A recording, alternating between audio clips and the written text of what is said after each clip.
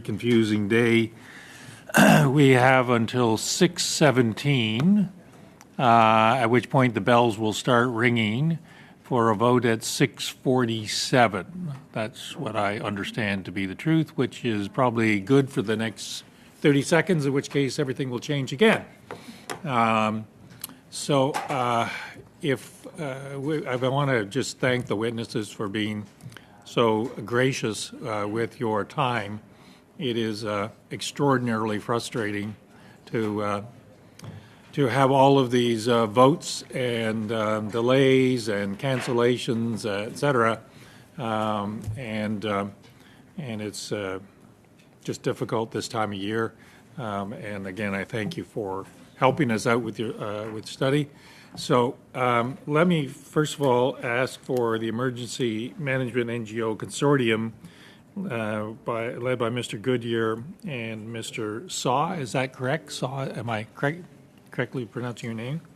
And we are sort of waiting for Mr. Damian Burns, and he'll join the panel. He was originally scheduled for the second panel, and we haven't been able to make contact with Mr. Luprecht, who is in Europe. And my guess is that we won't be able to hear from him, which adds to my frustration because I think that's the third time we've invited him and had to cancel last minute. So, all of which is not good news. But I thank you again for your patience and invite you to make your opening statement, and then we'll go to the first round of questions. And colleagues, since the vote is going to be called at 6:17, how much flexibility can you give me? Well, no, I guess we can run it up to 6:17. Yeah, a few minutes anyways. Yeah. Okay, let's start with the Emergency Management NGO Consortium of Canada. Mr. Goodyear. Thanks very much, and appreciate the opportunity. First, I'd like to acknowledge that this is sacred land upon which I'm privileged to live and work. I recognize the deep connection and the long-standing relationship between Indigenous peoples and the land of London, Ontario. This land is the traditional territory of the Anishinaabe, the Haudenosaunee, the Lenapewick, and the Attawandaron, and continues to be home to diverse Indigenous peoples whom we recognize as contemporary stewards of the land and vital contributors of our society.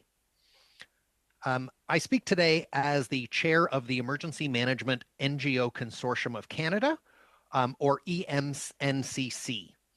And EMNCC's mission is to optimize the contribution of non-governmental organizations that help increase disaster resilience in communities in Canada. The purpose of EMNCC is to facilitate coordination, collaboration, cooperation, communication, and consideration among all emergency management partners, including Indigenous peoples and municipalities and communities. EMNCC champions the capabilities of member organizations active in disaster and emergency management and promotes a whole of society approach to serving communities across Canada. EMNCC's membership includes the following organizations: the Adventist Development and Relief Agency, ADRA, Billy Graham Rapid Response, the Canadian Red Cross, CanOps, Civil Air Search and Rescue Association of Canada, the Coast Guard Auxiliary, Food Banks Canada, Humane Canada, Mennonite Disaster Service, Radio Amateurs of Canada, Samaritan's Purse Canada, Search and Rescue Volunteer Association of Canada, St. John Ambulance, Team Rubicon, the Salvation Army, and World Renew. The value of EMNCC lies within its ability to provide coordinated support to government agencies and local authorities. Our influence is derived from a proven collective ability to support emergency management organizations by providing a simple, trusted, and unified base of NGO support. The EMNCC also strives to reduce complexity within the decision action cycle during a domestic disaster. In addition to our coordinated emergency response services that we provide, a vital component is also acknowledging the severe impact it takes on individuals emotional, and psychological health and well-being. We also have the capacity and expertise within our consortium to provide psychosocial support during times of emergencies, crisis, or disasters that help to address the initial traumatic experiences caused by life's disruptions. During our recent Emergency Preparedness Week, the Government of Canada announced $150 million in funding to support non-governmental organizations in their humanitarian response to COVID-19 and other large-scale emergencies. The funding will support capacity building and domestic response resources for 4 of EMNCC's NGOs, the Salvation Army, the Canadian Red Cross, St. John Ambulance, and the Search and Rescue Volunteer Association of Canada. Specifically, this funding has gone to support vital services on the ground for several provinces and all 3 territories that have requested federal assistance, including critical care nurses in hospitals, support in long-term care facilities and retirement homes, and epidemic prevention and control and vaccination support. It has also supported deployments to respond to outbreaks in remote Indigenous communities. With this funding, organizations will continue to maintain a highly skilled and qualified group of emergency responders and emergency management professionals, which will help fund the development of emergency management systems, deliver top-tier training, and acquire some equipment needed for rapid mobilization. Finally, in addition to these 4 organizations, EMNCC member organizations are able to bring significant expertise to domestic response, allowing the Canadian Armed Forces to support other efforts or as an enhancement to any CAF domestic operations. Thank you. Thank you. And I see that Mr. Burns is online. And Mr. Burns, do you have a 5-minute opening statement?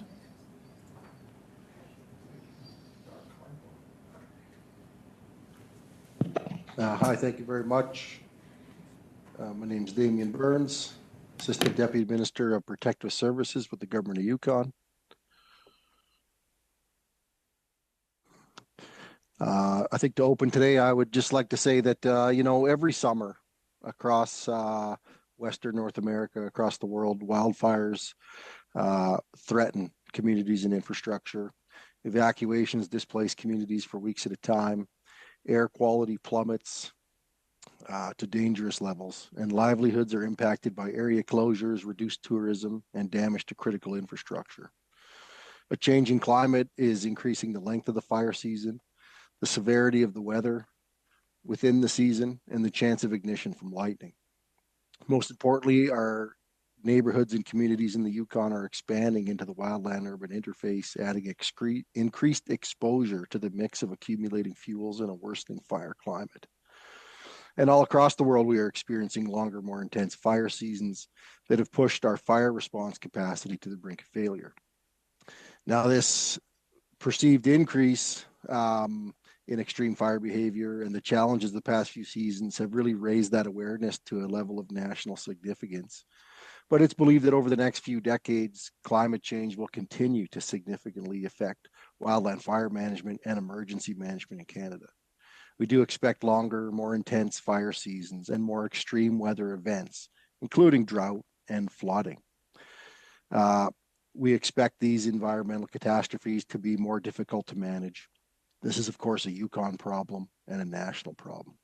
This problem was clearly amplified last summer when in the Yukon we had to contend with the worst flooding in recent memory. Over 400 homes and pieces of critical infrastructure were threatened by rising water in our southern lakes. The challenges of this flooding, coupled with an average challenging Yukon fire season, and the ongoing challenges of managing the global pandemic at the time, truly strained our emergency response providers in the Yukon. We were forced to call upon the Canadian Armed Forces, who kindly and generously provided 200 members to come and provide the support to those 400 homes and the critical infrastructure that was affected. The support from the armed forces was invaluable at protecting these homes, which in effect is the second largest community in the Yukon. So this support was invaluable, but we see these emergencies increasing and further pressuring our resources. We see this climate emergency as a pressing and immediate threat, and we are seeing the effects of a changing climate on our environment and across our Yukon communities. I think I'll leave it at that for now. Thank you. Thank you, and I want to also thank you for your patience and your flexibility in coming on to the first panel instead of the second panel. So with that, colleagues, we'll go to the first round of questions. I'm looking at a time where, well, we got 50 minutes. So I think we'll at least start with the first round of full panel or a full time allotment. Ms. Gallant, 6 minutes, please. Thank you, Mr. Chairman. And to the ADM for the Yukon, would you outline what happens when you are anticipating some type of natural disaster? For example, a flood, when you know the melt is sufficient and the waters are going to, and all the conditions are right for a flood. Do you call together a command center? Who gets contacted? And at what point do you start reaching to higher levels of government for assistance? And in what are the circumstances under which you would ask for federal assistance? Thank you for the question. So we have several, sort of standing response structures in the Yukon. We have a very mature and well-developed wildland fire program, and we benefit in that program from a very robust resource exchange program across the country. So we have certain levels of preparedness that we are used to and plan for in the Yukon, and we've resourced ourselves accordingly in the Yukon for what we anticipate to be, average fire season. So we look at the weather, we look at the anticipated fire behavior, we look at the available resources, and we manage those through a type of coordination center. We call it the Yukon Duty Room, and that is, sort of managing those internal Yukon resources. That those levels of preparedness are set. And when I say levels of preparedness, that is the number of crews we would have deployed in what areas of the Yukon, the number of aircraft, helicopters, air tankers. Those would be, determined based on the weather and the level of preparedness that is required. Outside of that mature wildland fire program, I'll just finish with that to say that we would report in daily through the fire season with other agencies across the country to understand the level of preparedness across the entire of the country. And then we would take advantage of those mature agreements we have under the Canadian Interagency Forest Fire Center to exchange resources as required. For other emergencies, we would manage those through our Emergency Measures Organization and our Emergency Coordination Center. Similarly, we would be evaluating our level of preparedness that is required based on the given factors of fires or flooding. So, for example, last year with the flooding we had, that was a very kind of slow-moving event where we understood the significant snowpack that existed in the headwaters of the Southern Lakes, and we had enough historical data to understand that we were going to have flooding. So we were able to resource, similar to how we do with wildland fire, understand the risk, understand the resources that were going to be required, and dedicate those resources. Of course, we are not used to having sort of these competing climate emergencies in the Yukon of fires and floods at the same time. So we did initially stand up the response to that flood with all internal resources, but as the fires became more significant and as the fatigue set in with emergency responders, it became apparent that we would need some additional support externally. The type of manpower, human power that would be required to stand up a response, to go and construct the temporary infrastructure needed. We built about a 5-kilometer berm. It became apparent that we would not be able to resource that in the Yukon. First off, we looked at our internal resources, firefighters, emergency response professionals. Secondly, we looked to the Yukon, to the private sector in the Yukon to companies that may be able to support, and then also, call for new employees. And we did also coordinate a significant volunteer movement to make that happen. But the reality was, there was not 200 additional people in the Yukon available through any of those means to support us. And so it was at that point that we were forced to turn to the Canadian Armed Forces for that support.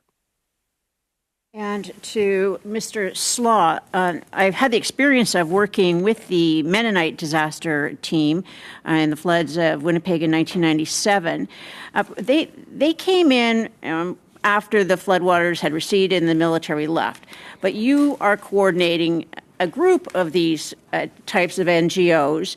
So when you are doing your command and your organizing who goes where, is it a matter of putting the groups in certain places chronologically as they're needed, or geographically based on where the areas are hit hardest? How do you decide who goes where and when a certain group comes in? Mr.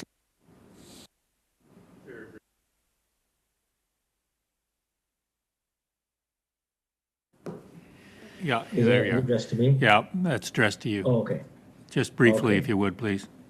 Sure. Okay. No problem. Thank you for the question.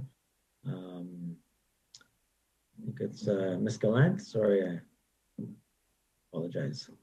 All my windows are all different. So thank you so much for the question. So with respect to response, a coordinated effort, we look at the strengths and capacities that each NGO bring. We set up a EOC, Emergency Operations Center, and then we have our incident commander. And then we look at what each one brings to the table. So if the need has to do with psychosocial support, if it has to do with meeting essential emergency needs, if it has to do with donation and warehouse management, in-kind donation. So we then are able to tap into those unique expertise that each NGO brings and coordinate the efforts through them in a cooperative and collective way. So we start with that, and then of course they are able to bring that to the table where we have periodic debriefing sessions, and we see what is being done to address the needs at hand, or to kind of address the gaps and then close those gaps. So really, helping the people who've experienced that immediate loss and displacement by meeting those needs, and then being able to assess it or evaluate it periodically. And then, of course, Unfortunately, we're going to have to leave the answer there. I'm sorry about that. It's Mr. May. 6 minutes, please. Thank you, Mr. Chair. I'm going to direct my questions to Mr. Goodyear, please. We've heard so far testimony advocating for greater investment in civilian emergency response capacity at the provincial and territorial level. We've also heard some calls for additional resourcing and dedicated capability in the military, whether that be in the regular or reserve force. What do you see as the appropriate division of responsibility between the military and the civilian? What are those advantages, disadvantages, and maybe identify the limitations of each? Sure. Thanks, Mr. May. Appreciate the question. And it's a great question. I mean, one of the things that as NGOs we often say is that if we're not needed, that's great, but we would hate to find out that there was something we could have done that somebody just didn't know to engage with the NGO community. And so, for us, it's looking at, I know the NGOs that are part of the Humanitarian Workforce Project funded by the government, look at some of those requests for federal assistance and look at what the needs are. And is it something that's really, really specialized that only military personnel can accomplish? Or are there capabilities within the NGO community that we could offer those things? And I think the majority of the time we find that it's not necessarily that the military is the only people that can do it. It's just really about the, rapidly being able to get them on the ground. And because they are a federal resource, it's kind of that first go-to. So, I think the entire um, uh, goal behind the Humanitarian Workforce Project is to not have the military be the first line of defense when there's a request for federal assistance. Many of the NGOs within our consortium, if not all, have a presence. They're not just national NGOs, but they have a presence in communities all across the country, and so locally may already be engaged, and then other resources from within that NGO from other provinces or territories may also be engaged. And so then it's adding another layer. So really, in many cases, they're already there. There's just more that NGOs can do. And so, in my mind, investing in the NGO capabilities is a very strong way forward to make the investment there, as opposed to in specialized military forces, which can be used for other things. And as I said in my opening statements, it may be that there's roles that NGOs can play on their own, and in other cases, it may enhance what our military can do. Can you maybe talk a little bit about that specifically, and what core capabilities are able to be filled by NGOs and a volunteer base, and which capabilities are perhaps beyond the capacity of a primarily volunteer-based organization? You talked about timing and being able to get people on the ground quickly as one potential barrier, but are there particular capabilities that you could maybe explain to us what those NGOs and volunteer-based organizations can tackle?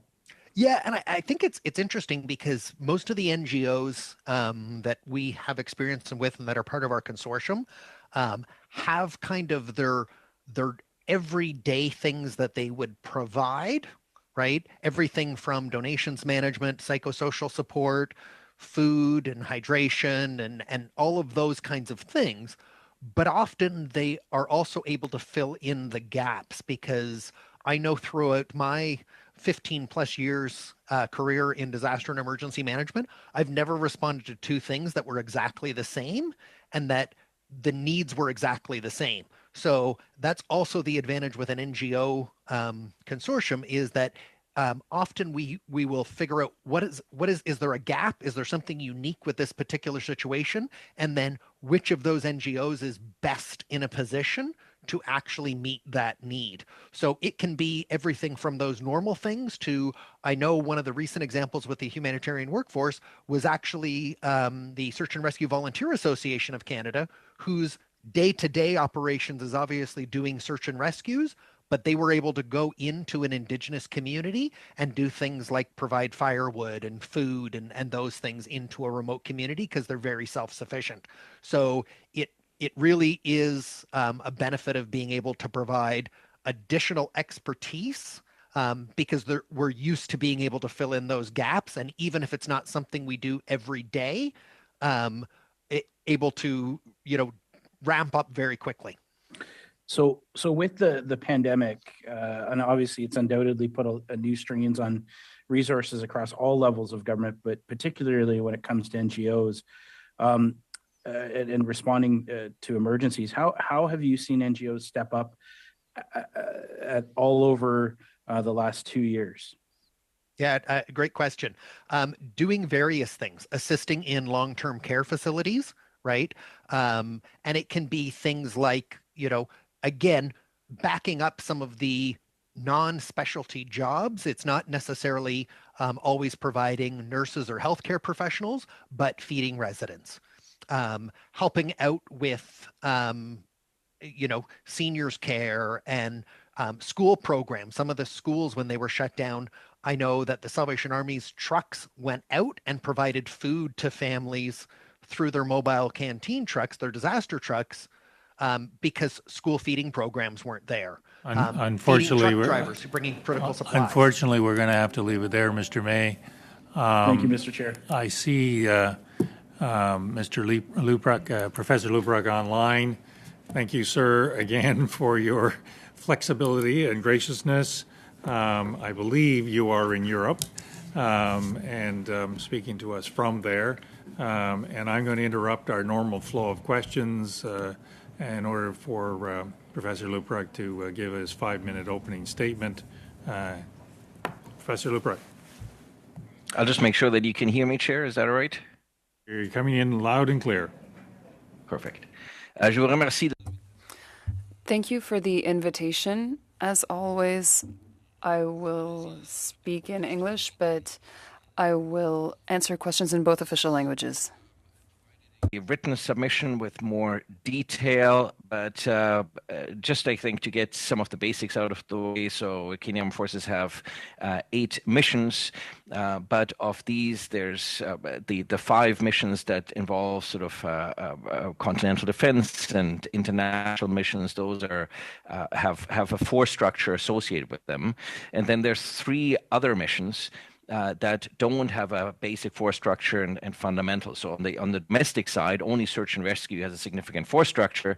The 2 mandates that don't have a force structure is assistance to civil authorities for law enforcement and the provision of assistance to civil authorities and non-governmental partners in responding to international and domestic disasters or major emergencies. And from that, I think you can infer that the Kenyan Armed Forces has a, I would say, distinctly ambiguous attitude towards domestic employment. There's hardly any forces dedicated to it except for the disaster emergency response team, and that's a component that's and then you have the Army Reserve that has 10 domestic response companies, 4 Arctic response groups.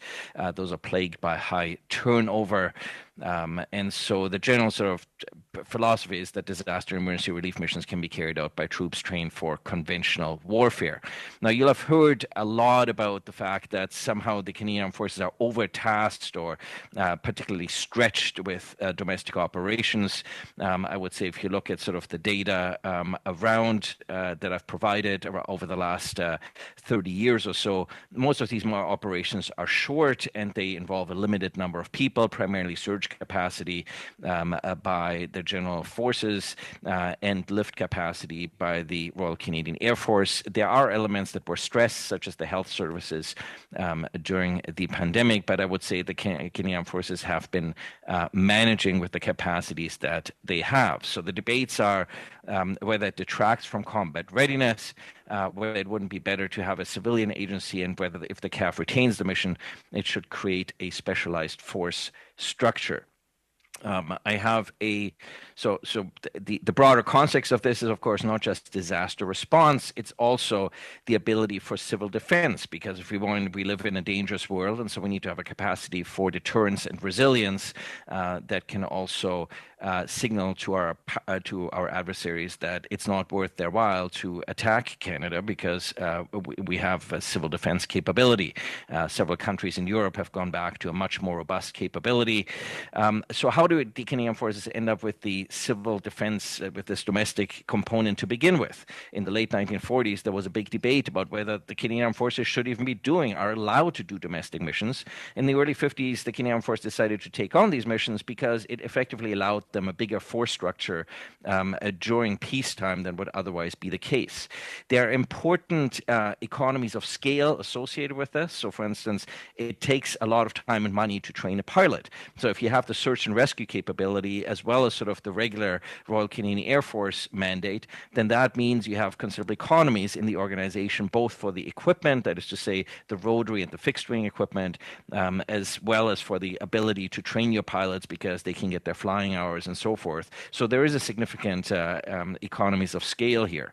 I am concerned that we do, I think, need a dedicated force structure for this. I've previously proposed that might be about 2,000 people, primarily perhaps the Royal Canadian Air Force, since they provide much of the lift capacity, and a reserve component of perhaps another 1,000 people that can work on disaster response. But when they're not needed for disaster response, they can assist with development, in particular of Indigenous communities in the far north. So I think there is a permanent domestic mandate to be had by the organization. And I'll just conclude on a couple of points. One is that I think one of the things that we have here is that we can learn from the response to the pandemic, that the armed forces need to be considering just how far they can go in assigning a core role to the primary reserves without the government first addressing some of the reserve problems. The armed services should be asking themselves whether their core role can be left without a permanent formation and an occupational structure to support it. And the armed forces need to consider how to address the intelligence fiasco and the long-standing need to develop and implement a domestic intelligence policy. So that is to say, what I think the pandemic showed for the Canadian Armed Forces, that this was sort of the dry run for the big one, when you will actually have significant sort of demands on the armed forces far beyond of what we saw here. And that could come on in terms of a much bigger domestic emergency, or the combination of a domestic emergency, continental emergency, international sort of regional emergency in terms of stress. And my concerns here, and I'll sort of close on this, is moral hazards that we currently have, that I think all Canadians need to have a signal that they need to be involved in the domestic defense and resilience of the country. This is not something we can just give to an organization and pretend that we're sort of done with it. I think this is sometimes the attitude we take to the Canadian Armed Forces, that Canadian Armed Forces is a job for sort of people that we go off and we train, rather than seeing this as a whole of society approach that we need to take to domestic response and resilience. And the other is, of course, the long-standing problem of making sure that provinces invest adequately in critical infrastructure, because the Canadian Forces are effectively a moral hazard that they can fall back on, because under the Crown prerogative, it is essentially the executive of the day that decides how to deploy the Canadian Armed Forces. There are very few constraints. Canada perhaps has the least constraints of any democratic country on how it deploys its armed forces. And so I think we need to send a clear message to the provinces that we can use the armed forces for them to underinvest in critical infrastructure. The precedent here is how the Canadian Armed Forces and the militia was used for law enforcement in the early 20th century, and essentially the militia got out of that mandate by going to a cost recovery mechanism that effectively made it cheaper for provinces to run their own police forces. And I think we need to work on a much more systematic cost recovery model when we deploy. Thank you, Professor Leper. To just add to the confusion, colleagues, apparently the vote tonight has been deferred, which means I think that we have more time than we initially thought. So we'll continue on with our 6 minutes rounds. And just to add to the confusion, I have a private member's bill that starts in a few minutes, and I am going to vacate the chair to my learned and very capable vice chair. So, Madame Normandine, 6 minutes, s'il vous plaît.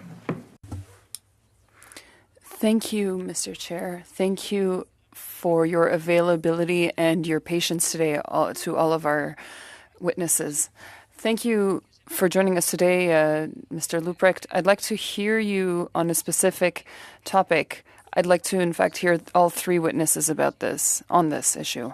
I've spoken earlier about Professor Luprecht's proposition, which would be to use a part of the reserve so that it is trained specifically for climate emergency situations, and that can help improve infrastructure in remote regions.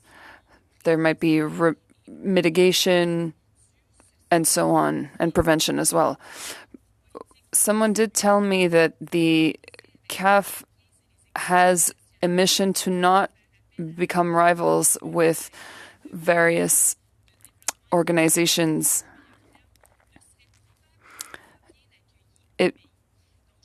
I would like all three witnesses to speak to having a better reserve force and how they might be able to help with development, economic development, and so on when they're not busy with climate emergency situations. Thank you. Il est clair qu'au moyen terme, it is clear that we, of course, need more capacities within the private sector and within civil society. We don't have that capacity within the Canadian Armed Forces right now. There are two problems. One is to build that capacity, and also collaborating with civil society will take time.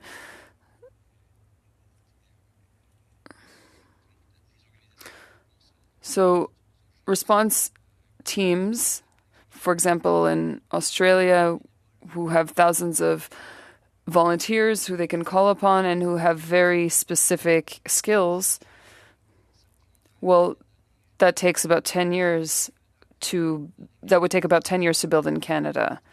Same in Germany, there exists such a team. So yes, of course we can do that, but it won't be in the near future.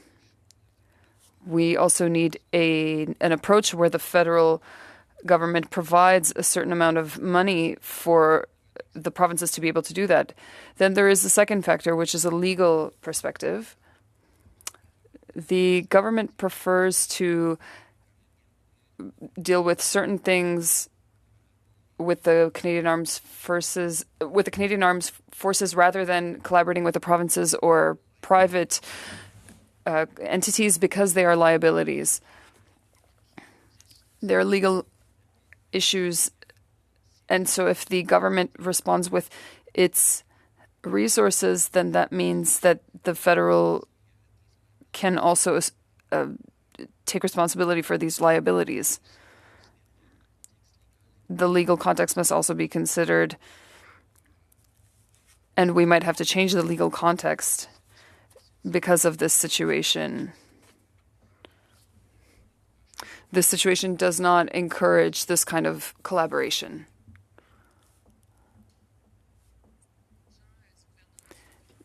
If people from the government of Yukon might be able to answer to this idea that maybe the forces might have a rivalry with the local forces, do you think that it would be welcome to have a team of reservists that might help out and might join your teams?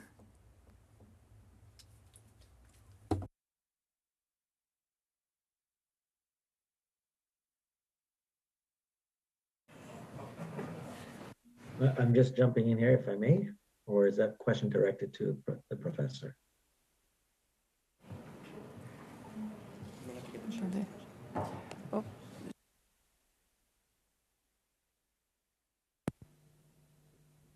Je sais pas.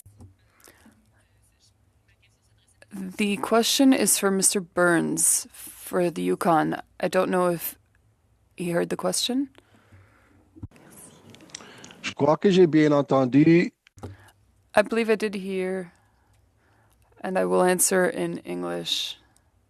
You're asking if it would be a welcome addition to our resources to have an equipped team of reservists to come and support us in more remote regions like the Yukon. And I think the short answer is yes. I definitely think that there's an enormous need for that type of resource to support a place like the Yukon.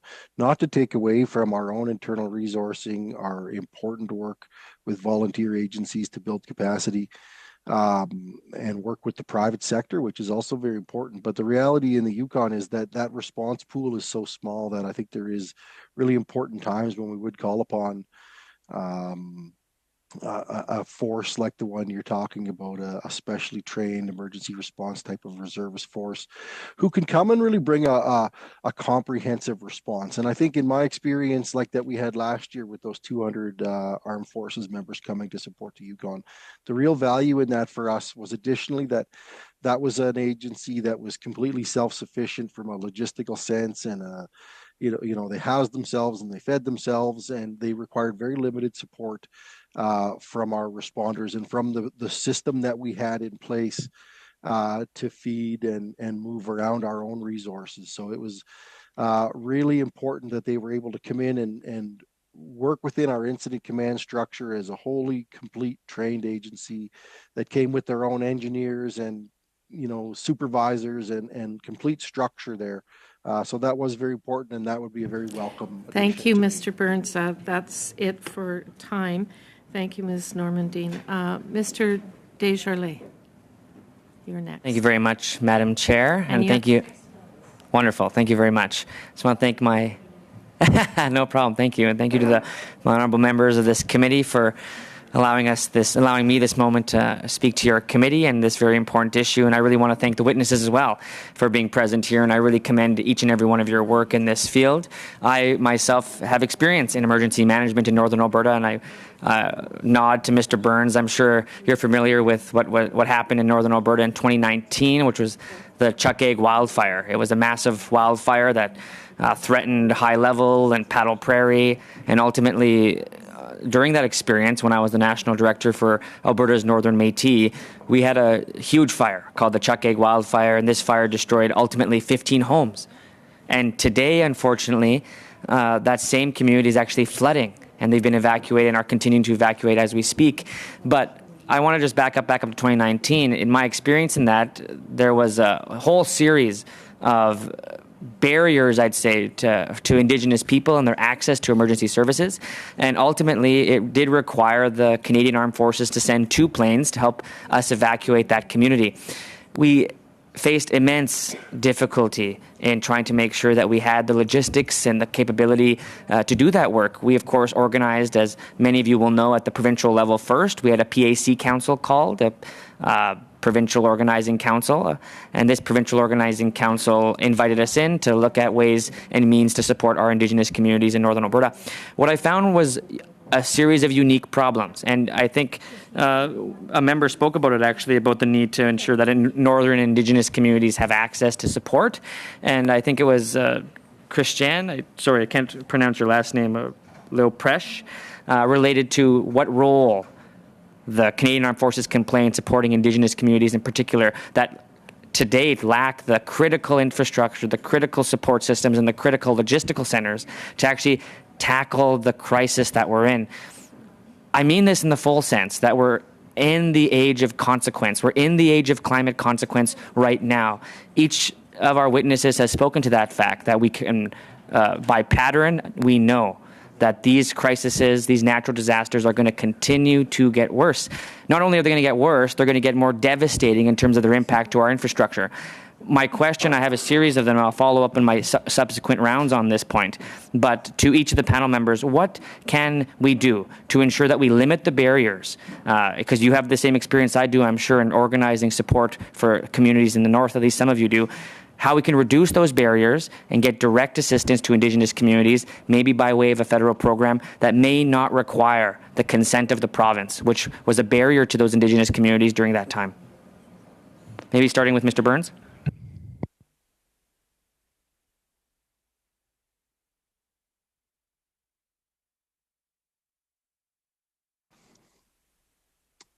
Yeah, thank you. I think for that question. I'm a little curious about the sort of the end of that statement around, providing those supports without the consent of the province.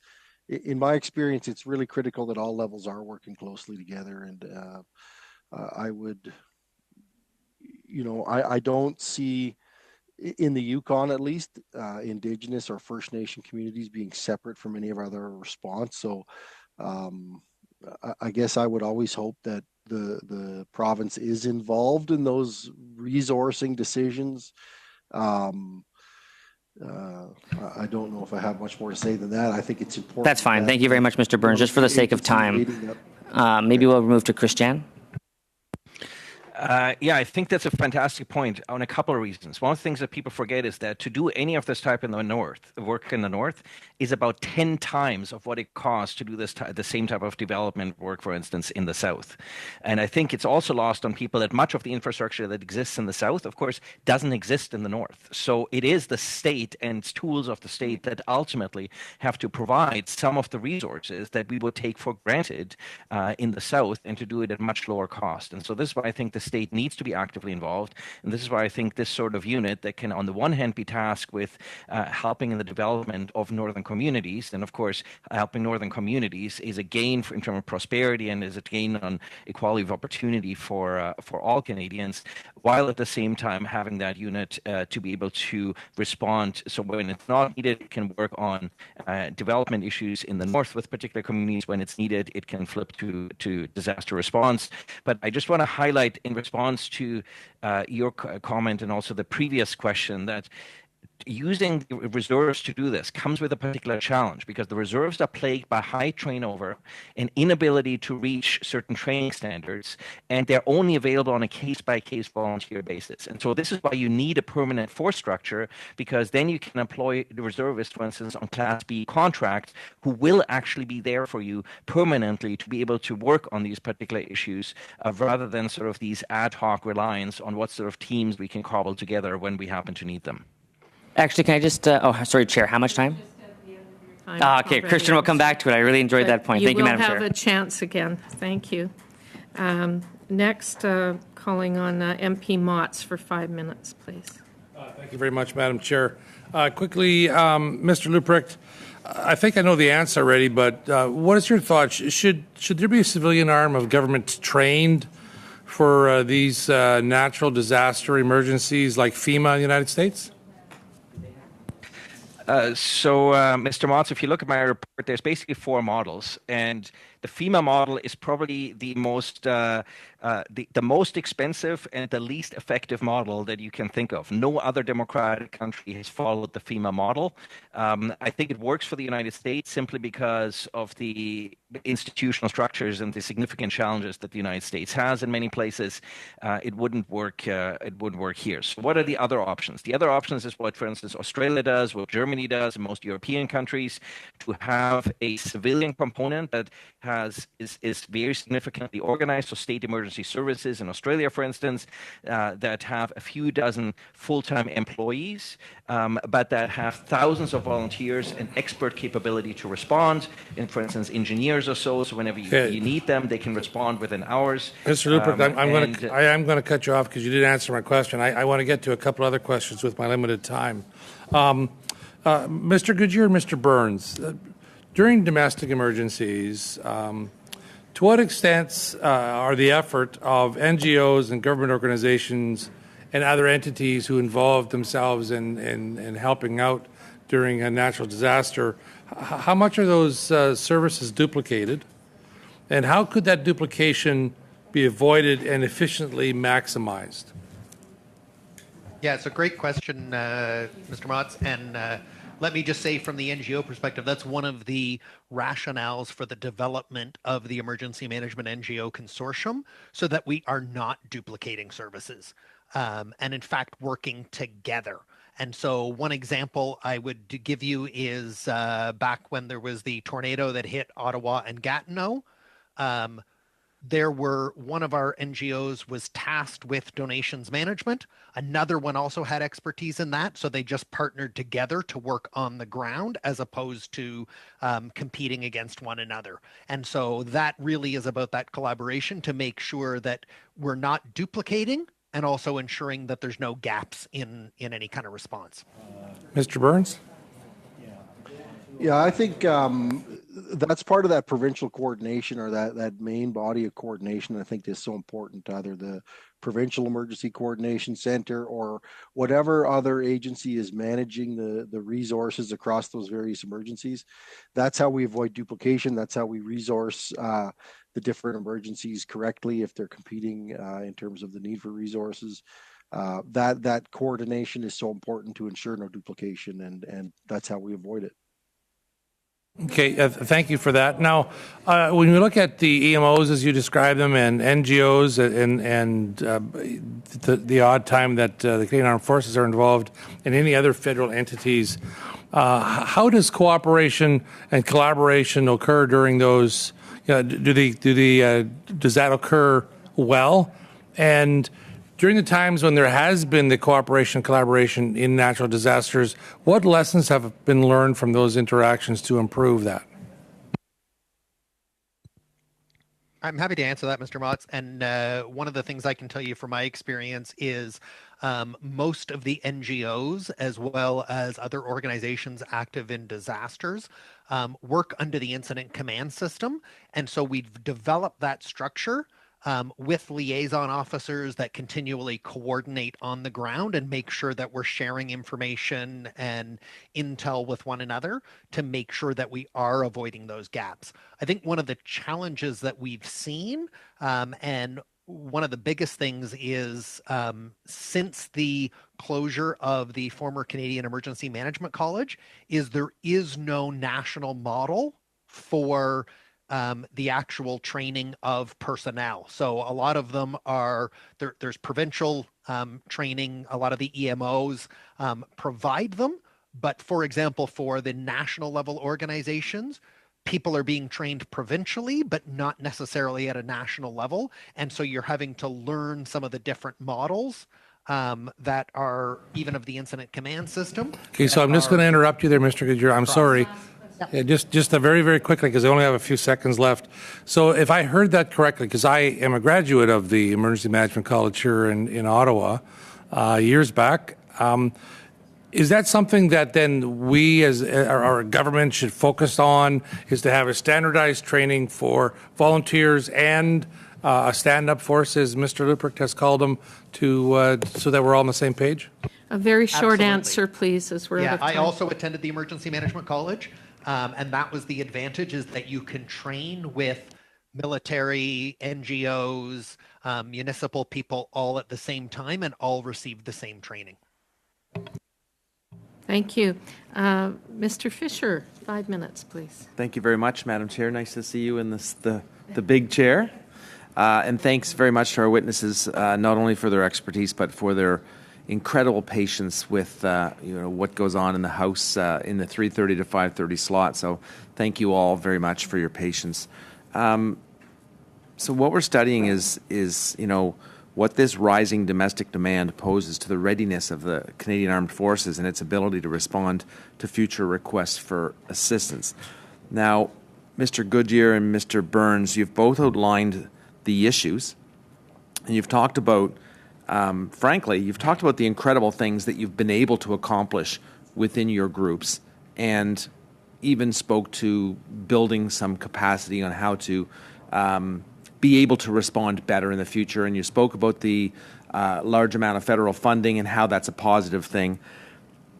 But I was listening for what your thoughts were on a way forward, on what a model looks like. Is it the Red Cross? Is it a special reservist? Is it a private entity that's out there to take this pressure off the Canadian Armed Forces in your mind?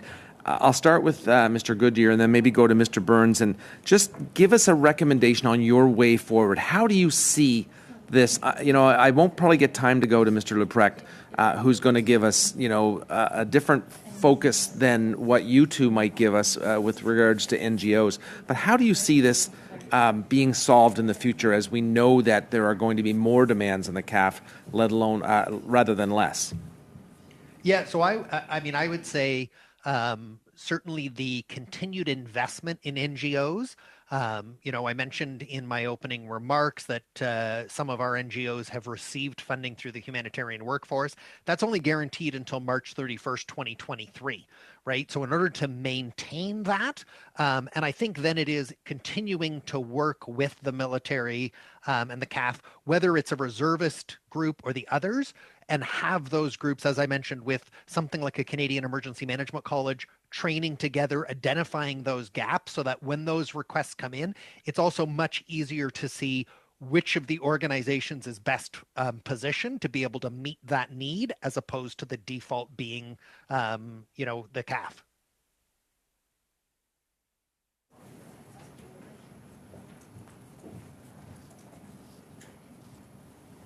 If I may then add to that, if that's my turn, I would just kind of echo what Mr. Goodyear is saying. I think investment in the sector is incredibly important. So yes, into NGOs, but also into those provincial agencies, municipal agencies, and federal forces that we may put together. I think that investment is going to be incredibly important. It's not just the Canadian Armed Forces here that we want to protect from the increased burden. This is going to be a burden that's coming across the whole sector that we're seeing.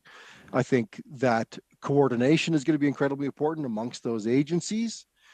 So that we can, have a common operating picture about how we work and what roles we're taking on in various emergencies. But I would just go back to that incident command system conversation previously. Like that would be so important to me to have that standardized training, standardized method of organizing ourselves across the country. That'll become increasingly important as these emergencies increase and as the various agencies come into these various emergencies. And I would just point out, I think there's a very successful model to build on there with that Canadian Interagency Forest Fire Center, who have done, they're probably decades ahead of their time, I think, in how they coordinate between jurisdictions on wildland fire response. And I think there's a lot of lessons to learn from that agency. You've got another minute. Thank you so much, Madam Chair. Professor Luprecht, you talked about others out there building robust capability with regards to, I assume you meant domestic calls for support and calls for action. Who's doing incredible things in this world, and what does it look like? And I apologize, I know you had a submission a few weeks ago, but I don't have it on hand. Well, I think one place we can start is the Federal Emergency Response Plan, and I think this picks up on the previous remarks. We consistently have trouble when we roll out the Federal Emergency Response Plan because people don't understand the plan, and there's sort of agencies and people around the table who are unfamiliar. And so one of the things that the Emergency Management College and more cooperation provides is we need to practice in tabletop exercises much more regularly what the plans look like, that everybody's familiar with the plans, everybody knows what their jobs and what their tasks are, because I think that's something that's currently missing, and that's something that the federal government ultimately, I think, needs to force, because we need to be able to coordinate effectively among our own departments, and everybody needs to know what their job is before we can then go to NGOs in the private sector and other entities, and then have them pile on in terms of coordination. So I think there's some work that we need to do. We need to do right here, and of course the other is this is in January 21 when the Canadian Armed Forces were deployed to Newfoundland and tried to coordinate. They discovered that Newfoundland had stood down its emergency measures organization because it couldn't fund it. So there's considerable asymmetries across the provinces and territories. And so it is, of course, important that the federal government make sure that all provinces maintain a certain capability, in particular, perhaps smaller provinces that already have less capability to respond to begin with, but have disproportionate challenges, as do, for instance, all of the Atlantic provinces. Thank you. Thank you. Deputy Normandin, your turn. Thank you. I'm very happy to see you today. I'd like to continue with Mr. Montz's question about training. The CAF will likely be called upon more and more with regards to national climate emergencies. What would be the most important trainings that should be offered to them? What are they not receiving right now that prevents them from adequately responding to these emergencies? Les forces actuelles. Right now, they take for granted that the training that they already have for kinetic training is enough for the local demand in Canada. The biggest challenge with regards to training right now, as I said last time, is that we only have 85% of the operational capacity as human resources. That's because of various impasses in the system with regards to training. So first, we have to make sure that we have enough people who are showing up to the CAF and that we have enough resources in order to make sure that we can provide the trainings.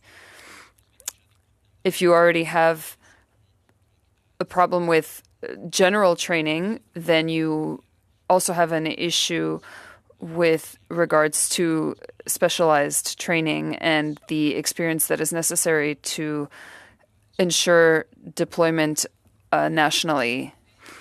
Perhaps in the same vein, if we must give additional training to better respond to climate emergencies, then do we have to give more individual training to the military members or those who will be working on the operational side of things? Donc, ça veut dire, donc, est-ce qu'il faut une... So do we need general expertise or individual expertise is the question. Well, some operations are more complex with regards to quality and quantity. Of course, these operations are about human security. And of course, there is an important notion, which is that they should be complementary, both internationally and nationally. Thank you very much, Madam Chair, and thanks again to the witnesses for your response. I just want to return to Mr. Christian and to continue our discussion on some of the parts that you mentioned in your opening statement related to ways that we can create more resiliency in light of the demand on the Canadian Armed Forces and some of the existing programs that have existed to mediate some of that crisis. But of course, there's far more tools that have to be implemented. And so in your opinion, is there value for a dedicated force like the one that you are describing to have a mission where it is tasked with responding directly to natural disaster, building climate resiliency, and helping to secure and resettle refugees, not just internationally, as well as climate refugees here in Canada domestically? The Canadian Armed Forces already commits to some of this work through the DART program. I'm sure you're very familiar. But what kind of capabilities would such a force need to make a constructive contribution to our allies when responding to crises, particularly environmental crises and disasters internationally? Well, if you look at the data for where Canadian Armed Forces are called on the most, it's general labor, it's lift capacity, and it's specialized expertise. And so being able to ensure appropriate lift capacity for the Canadian Armed Forces and that capacity is available when required. Lift capacity is probably not something that's going to be provided by and large by NGOs, and it's going to be limited capacity from the private sector to provide. So this is always something that the institution of the state, either through the Royal Canadian Air Force or other capabilities, will need to ensure. And there are certain specialized capabilities where we need to give very serious thought, because the Canadian Armed Forces, for instance, doesn't have supplementary health capacity that it can simply deploy to the provinces. That's a zero-sum game where you pull people out of operations that they're performing in order to deploy them to the provinces. And so we need to look very carefully at where these specialized capacities are that are effectively resulting in zero-sum games to ensure that we have fallback capacity in the NGO, in the civilian sector, so that we don't need to cannibalize the Canadian Armed Forces from current operations that are serving members domestically or internationally in order to respond to immediate domestic urgencies and requirements. And I might add, you're from Alberta, so you'll be familiar with, for instance, the Fort McMurray flooding challenges, which is a great example of critical infrastructure that doesn't get the attention it needs and that is years behind, and where a disaster could have been averted if we would have stayed on time and would have made a commitment to ensure that gets built to protect the municipality, but it just wasn't a political priority. 15 seconds left. I just want to thank you, Christian, for mentioning Fort McMurray. Of course, the infrastructure deficit there is massive, but I'll follow up again. Thank you very much, Madam Chair. Thank you. With that, MP Tolmie for 5 minutes, please. Thank you, Madam Chair. I thank you for allowing me to be here today, and being new here, I'd just like to kind of get some of the concepts that have been shared down, and just see if I'm on some of the if I'm on the same page philosophically. Some of my colleagues have posed some questions that I'm having some challenges accepting here, and so the way that I look at it, and having served in the Canadian Forces have a mission, and their mission is to defend our country. And when I look at NGOs, they have a separate mission, and that is to support in times of disaster and relief. And where the gray area is that the military has the ability, because it has manpower and equipment and flexibility, to help out NGOs. Would you agree with that, Mr. Goodyear, in some of your statements that you brought forward? Would you agree with that?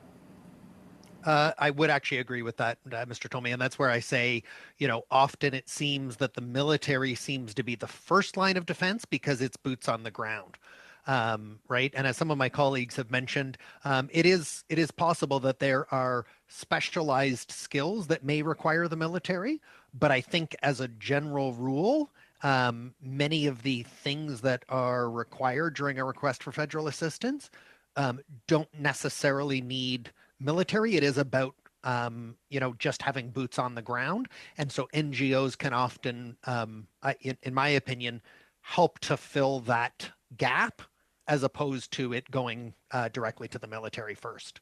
As you say, the military's mandate is to defend our country first. NGOs have that, and many of them have the experience for over 100 years of responding to disasters, and already have a presence in many of the communities from coast to coast. There's a term that we use, and it's called mission creep, where you take an organization and then your mandate starts to expand, and then what actually happens is you actually water down your mission. And the mission of our Canadian Armed Forces is to defend our country, and I believe wholeheartedly in that. So kind of leapfrogging from that question, Mr. Burns, you're unique in your area, and would you say that the disasters that you're dealing with, or the issues that you deal with, are area specific?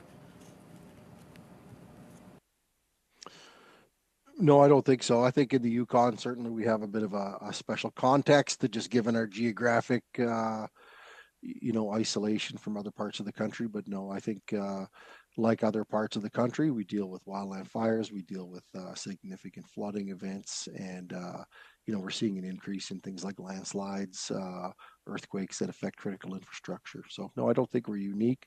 I think we're not unique. These are not unique problems to the Yukon.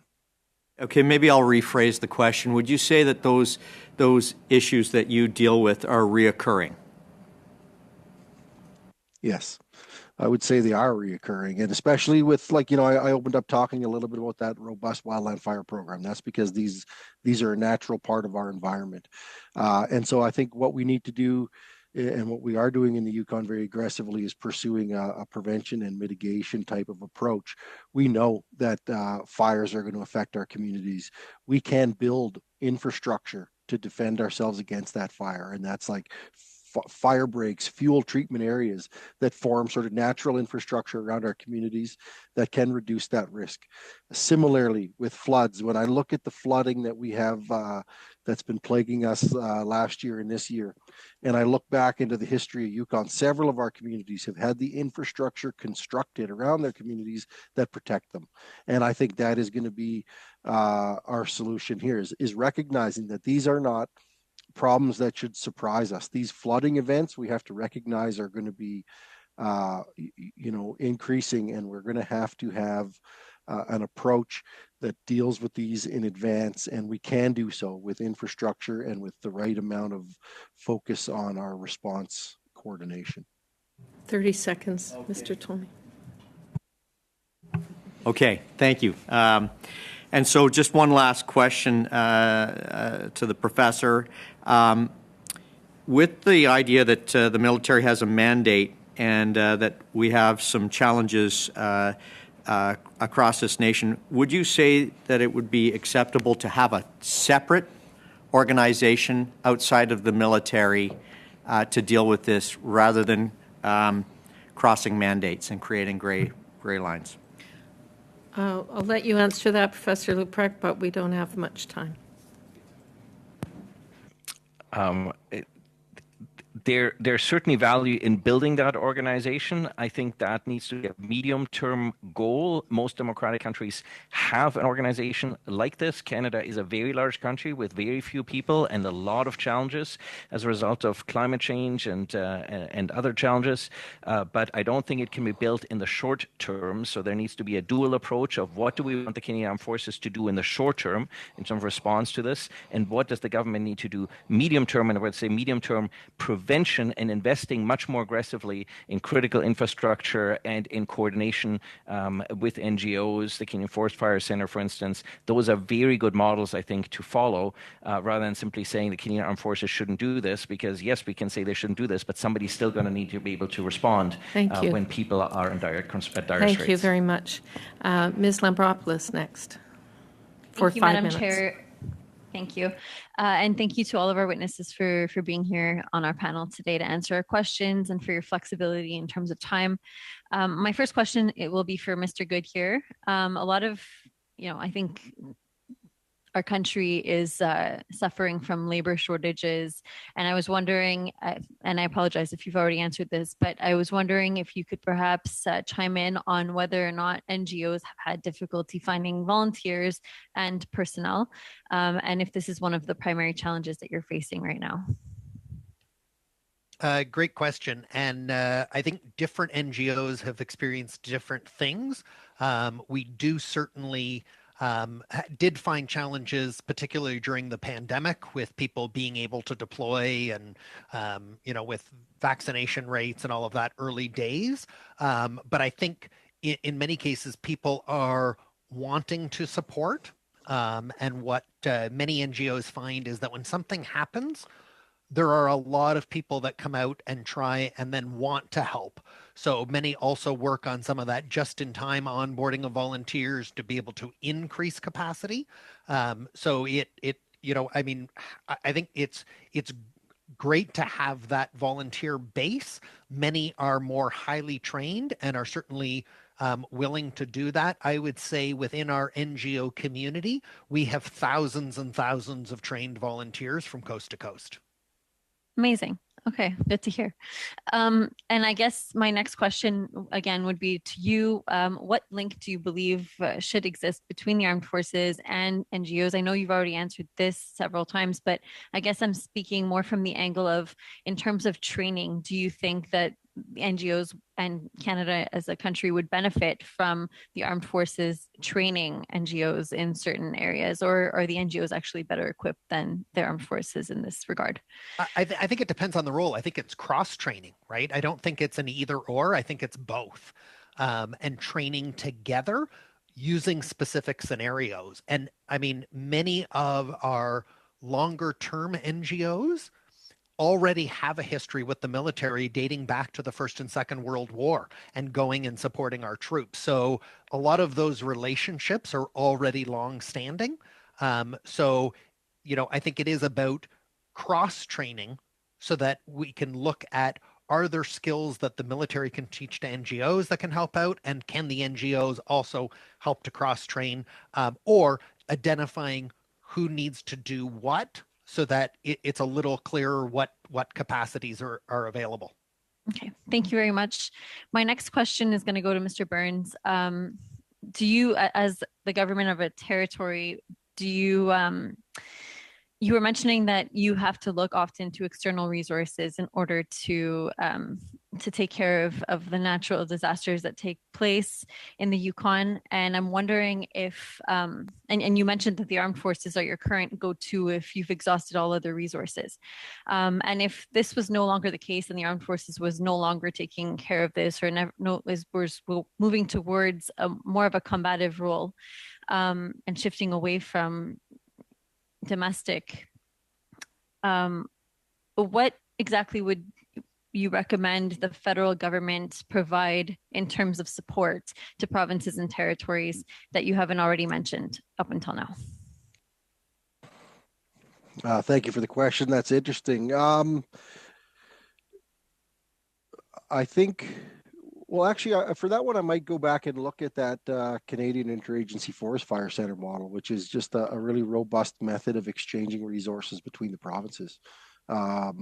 understanding where each of us are at from preparedness and response need from wildland fires, and knowing what resources we can move across the country with sort of those prearranged agreements of how we sort of organize ourselves in a response structure. How do we reimburse each other? That would be one area of focus in my mind. The other area might be something like we have in the Yukon, and I'm not familiar with if this exists in other jurisdictions, but we have the Canadian Rangers up here in the Yukon. So it's a reservist group. Perhaps some type of reservist group, sort of in partnership with some NGOs, could be trained to provide that capacity. You have 20 more seconds, Ms. Lambrock. I'll cede my time. Thank you very much once again to all of our witnesses. Thank you. So what we're going to do is we'll now go to two 2.5-minute rounds with Ms. Normandin and MP Desjardins. So starting with you, Ms. Normandin. Thank you very much. Question particularly for Mr. Burns and Mr. Goodyear. Many witnesses have mentioned that considering that there is an increased demand for the forces, that we should be reminding people that they are a last resort. But if we are calling upon them when there are climate change crises, and if we call upon them really when there really is no other option, what would that imply for you?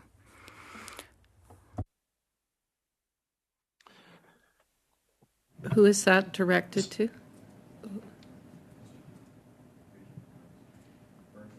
I believe that was to me. Okay.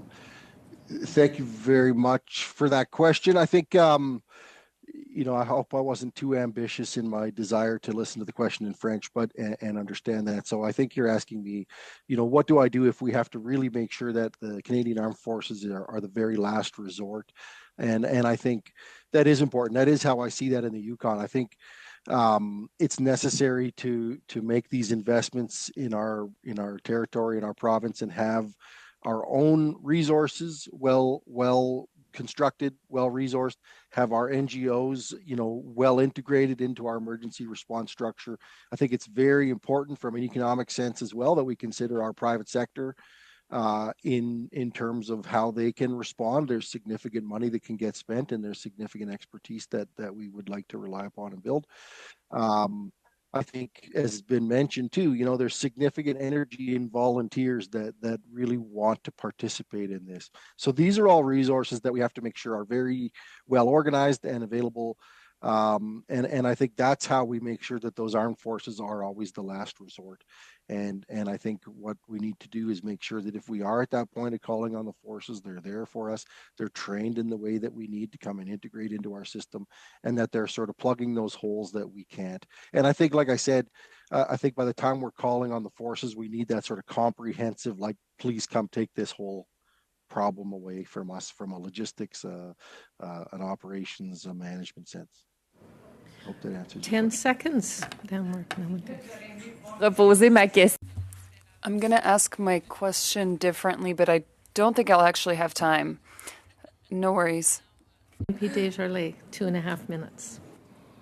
Thank you very much, Madam Chair. And I want to continue my discussion with Christian, if possible, in relation to what we ended that last questioning on regarding what kind of infrastructure. And I think, to my colleague, Mr. Tolmy's point, I think it is responsible that one day Canada take the work of responding to climate crisis and the work of adaptation and that whole lifting out of the Canadian Armed Forces, and make sure that they can continue to do the job that they should be doing in many other ways. But in many aspects of this, they are the last resort labor. They're the last resort people that are going to defend Canadians domestically. And so in the short term, I completely understand the need to ensure that we provide more resources to continue to do that work to support the Canadian Armed Forces, so that they can continue to help Canadians in their most dire need when available. But in terms of that future aspect, that looking at creation of a the kind of funding and the kind of program and the kind of service corps that's required to respond to these kinds of disasters in a responsible way. How long do you think it will take a country the size of Canada to do that work, and what kind of investment are we talking about in relation to GDP, for example? You're not looking at a huge investment because much of this, as our colleagues already said, is run on volunteers. The challenge is you need to surge the right capacity at the right time. And currently, we don't have a good model to get the right people to the right place at the right time. And so the Canadian Armed Forces become the fallback for essentially providing that surge capacity until other organizations are able to take over when no one is stepping up. And it's not just with NGOs. It's, for instance, if you remember early on in the pandemic, the Canadian Armed Forces helped evacuate Canadians who were then quarantining on the Trenton base. That was supposed to be done by a different entity. That entity wasn't able to deliver in time, so the Canadian Armed Forces took it on, not because they really wanted to do it, but because there was no one else to do it. So I think there needs to be more other people who can actually do things in a very quick and timely fashion. And in that regard, to Madame Normandin's point, yes, we talk about the Canadian Armed Forces as a force of last resort. But if you look at my study, Madame Normandin, we have an increasing number of occasions where provincial and territorial entities are calling on the Canadian Armed Forces, even though we can demonstrate empirically that they have not exhausted all of their resources. So essentially, they become a quasi-emergency measures organization. And so it's important for the federal government to draw a much clearer line that it's not acceptable for the Canadian Armed Forces to be used as your provincial emergency measures organization to supplement capacities. It needs to be a force of last resort, but the problem is that exactly that's not increasingly not happening. And with that, c'est tout, c'est fini. Thank you to all our witnesses. You have been amazing because you've hung in there with us through all our changes. And I know you're coming everywhere from Yukon to Europe. And I have no idea, Professor, what time it is there. But thank you so much for your time and attention this evening. It's added greatly to our study on a very important topic. And we really are grateful for your time and expertise. And with that, I will call the meeting adjourned. And just because I can, I did it. There you go.